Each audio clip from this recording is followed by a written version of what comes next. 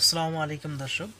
So আজকে আমি আরেকটা নিউজ নিয়ে আসলাম, সেটা হচ্ছে যে ভারত একজন বাংলাদেশিকে আর কি আটক করেছে। সো এখানে দেখছে কি আমার দেশ থেকে নিউজটা করা হয়েছে যে ঠাকুরগাঁও সীমান্তে বিএসএফ এর হাতে আটক বাংলাদেশি যুবক, বুঝতে পারছেন?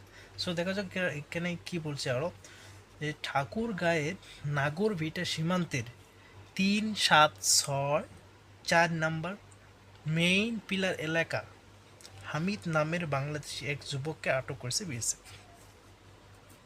বিজিবি ও স্থায়ী সূত্রে জানা যায়, বৃহস্পতিবার ভোরের দিকের বৃষ্টিতে নাগরভিটা সীমান্তের 3-7-6-4 নম্বর মেইন পিলার এলাকা দিয়ে সীমান্ত পার হওয়ার চেষ্টা করে।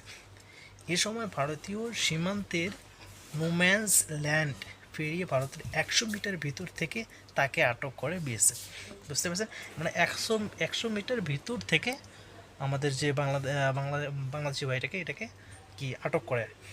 সো আটক মোহাম্মদ আব্দুল হামিদ 32 জেলার বালিয়াডাঙ্গি উপজেলার পলাশবাড়ি ইউনিয়নের সমীরনগর বাদামবাড়ি এলাকার মোহাম্মদ জাহিদুর রহমানের ছেলে।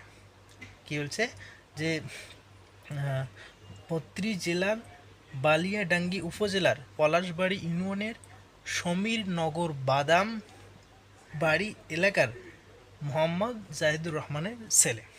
ঠাকুরগাঁও বিজিপি 50 বিজিবির সিও তানসির আহমেদ ঘটনার সত্যতা নিশ্চিত করে জানান, আটক বাংলাদেশি যুবকের ফেরতের চেষ্টা চলছে। এ বিষয় নিয়ে পতাকা বৈঠকের জন্য পত্র বাংলাদেশ আর কি ওদেরকে দিয়েছে। তো দেখেন আবার এরা একজন বাংলাদেশি ইন্ডিয়ার ভিতরে, মানে 100 মিটারের ভিতরে থেকে বিএসএফ তাকে আটক করে আর কি। সো সবাই ভালো থাকবেন, আসসালামু আলাইকুম।